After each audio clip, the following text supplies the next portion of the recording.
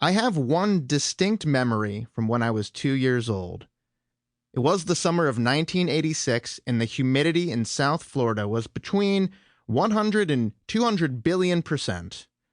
So my parents decided this was the optimum climate in which to venture to Walt Disney World with a young child. It was a mere 3-hour drive from Hollywood, Florida, unfortunately, to Orlando. I imagine that the circulating air within the two-door Volkswagen Rabbit wasn't very conditioned, probably akin to what your run-of-the-mill jalopy would dispassionately waft toward your sopping forehead while your armpits fused together with muck sweat.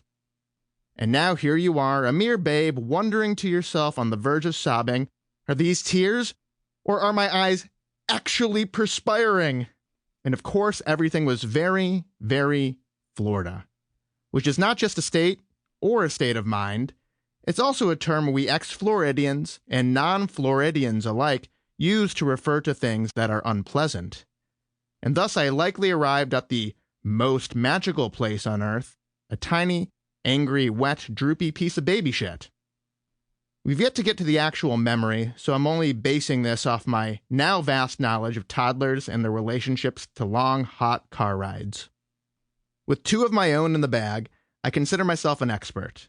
And I don't mean that my kids are in some sort of murder bag. It's a figure of speech, man. Please put down the phone. Do not call Child Protective Services. Now, if you don't have a toddler, first off, congratulations! Because under all of that adorable baby fat, behind their priceless mispronunciations such as rest or not instead of restaurant, lie authentic terrors, screaming, writhing, imp-like tormentors from the depths of hell. I've wondered at times if Satan had fucked my wife because my toddlers were ready and willing to bite and kick at the drop of one of their chocolate-covered bananas, which was always their fault.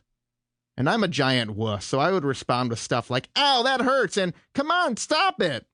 And sure, at the peak of my frustration, I contemplated things like depositing them at the city dump. But do not fear, citizens of Earth. They are very much alive and well.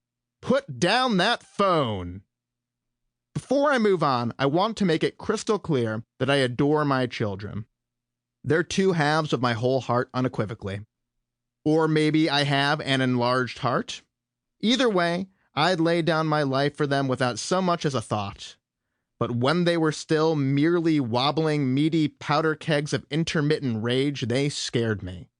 And I preferred not to drive with them for more than an hour, fearing that they might jump out of their car seats, grab my head, and twist it to the side to expose my neck so they could sink their vampiric teeth into my flesh. From there, I conceptualized that either child would suck the life from me as I lost control of the car and drove off a cliff. Then we would cut to a wide scenic shot of a coastal California cliffside as the car careened to its fiery destruction. Boom! In this scenario, I'm dead, but of course the children survive, their bat wings expanding full width as they fly off screen, satiated, shrieking with pure joy. So it seems my parents were braver than I am, or maybe just oblivious. Their decision to make the multi-hour trek in a ramshackle 2-door banger harboring a bloodthirsty toddler, was this a feat worth commendation? I mean, the intention was to deliver unto me pure delight, but my instinct is to shake my head in retroactive admonishment, as this sounds like an objectively horrible plan. However, I will admit this was a different time, a time when people did things wantonly without considering the consequences.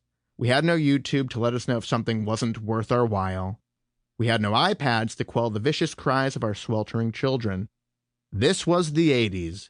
We went on unnecessarily long car rides with optimistic hopes and dreams in tow, only to arrive at our destinations miserable, deflated, and hangry. For reference, I recommend any of National Lampoon's vacation documentaries. Terrifying stuff.